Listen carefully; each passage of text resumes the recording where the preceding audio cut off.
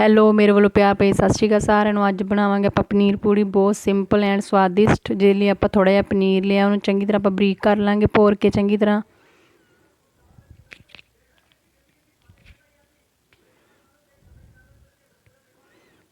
ਚੰਗੀ ਤਰ੍ਹਾਂ ਆਪਾਂ ਉਹਨੂੰ ਭੋਰਾਂਗੇ।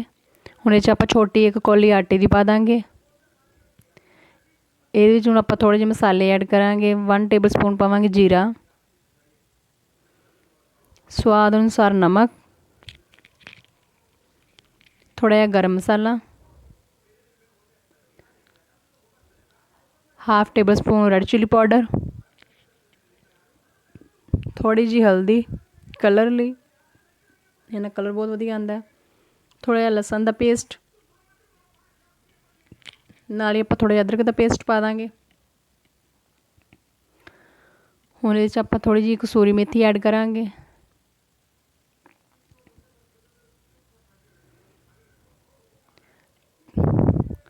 ਹੁਣ ਆਪਾਂ ਚੰਗੀ ਤਰ੍ਹਾਂ ਮਿਕਸ ਕਰ ਲਾਂਗੇ।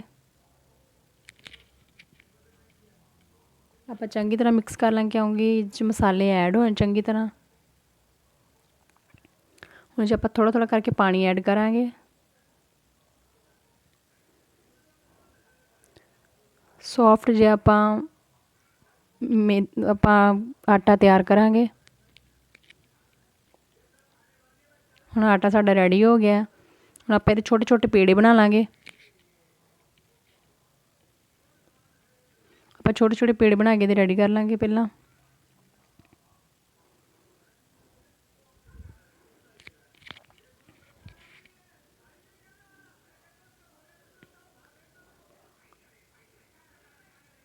ਹੁਣ ਪੇੜੇ ਸਾਡੇ ਰੈਡੀ ਹੋ ਗਏ ਆ। ਹੁਣ ਆਪਾਂ ਵੇਲ ਲਾਂਗੇ। ਆਪਾਂ ਥੋੜ੍ਹਾ ਜਿਹਾ ਧੂੜਾ ਲੈ ਲਾਂਗੇ, ਉਹਦੇ ਨਾਲ ਥੋੜ੍ਹਾ ਜਿਹਾ ਲਾ ਕੇ ਧੂੜੇ ਨੂੰ ਹੁਣ ਆਪਾਂ ਵੇਲ ਲਾਂਗੇ ਪੂੜੀਆਂ ਛੋਟੀ ਛੋਟੀਆਂ, ਨਾ ਬਹੁਤੀ ਪਤਲੀ ਨਾ ਬਹੁਤੀ ਮੋਟੀ, ਠੀਕ ਠੀਕ ਸਾਈਜ਼ 'ਚ।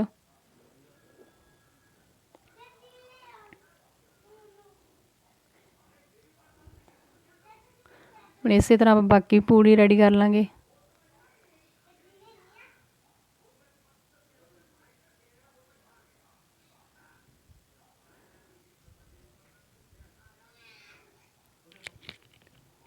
ਹੁਣ ਪੂੜੀਆਂ ਸਾਡੀ ਰੈਡੀ ਹੋ ਗਈਆਂ ਨੇ।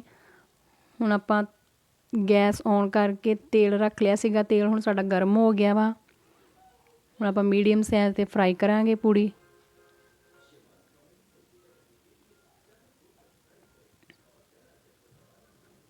ਪੂੜੀ ਨੂੰ ਹਲਕਾ ਜਿਹਾ ਪ੍ਰੈਸ ਕਰਨਾ ਹੈ, ਜ਼ਿਆਦਾ ਨਹੀਂ।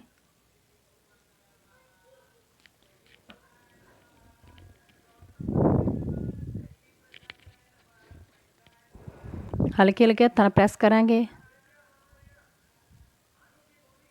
ਤਾਂ ਕਿ ਪੂੜੀ ਸਾਡੀ ਫੁੱਲੇ ਵਧੀਆ ਬਣੇ। ਵੇਖੋ ਪੂੜੀ ਸਾਡੀ ਫੁੱਲ ਗਈ ਹੈ।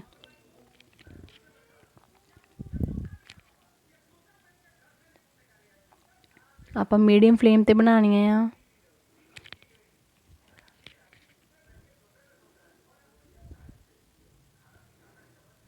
ਵੇਖੋ ਪੂੜੀ ਸਾਡੀ ਕਿੱਡੀ ਸੋਹਣੀ ਬਣਦੀ ਹੈ। ਹੁਣ ਆਪਾਂ ਪੂੜੀ ਨੂੰ ਬਾਹਰ ਕੱਢ ਲਾਂਗੇ। ਇਸੇ ਤਰ੍ਹਾਂ ਆਪਾਂ ਬਾਕੀ ਵੀ ਪੂੜੀਆਂ ਤਿਆਰ ਕਰਾਂਗੇ।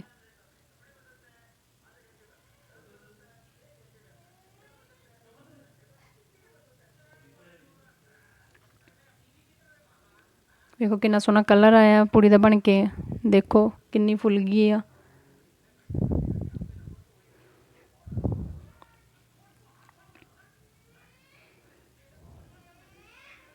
ਇਸੇ ਤਰ੍ਹਾਂ ਆਪਾਂ ਸਾਰੀਆਂ ਪੂੜੀਆਂ ਬਣਾਵਾਂਗੇ। ਜੇ ਤੁਹਾਨੂੰ ਸਾਡੀ ਵੀਡੀਓ ਪਸੰਦ ਆਈ ਹੈ ਤਾਂ ਪਲੀਜ਼ ਲਾਈਕ ਕਰਿਓ, ਸ਼ੇਅਰ ਕਰਿਓ, ਕਮੈਂਟ ਕਰਿਓ। ਨਾਲ ਸਾਡੇ ਚੈਨਲ ਨੂੰ ਸਬਸਕ੍ਰਾਈਬ ਕਰਿਓ, ਵੀ ਬੈਲ ਆਈਕਨ ਬਟਨ ਦਬਾਇਓ ਤਾਂ ਕਿ ਤੁਹਾਨੂੰ ਸਾਡੀ ਨੋਟੀਫਿਕੇਸ਼ਨ ਮਿਲਦੀ ਰਹੇ। Thank you. ਮਿਲਦੇ ਅਗਲੀ ਵੀਡੀਓ 'ਚ।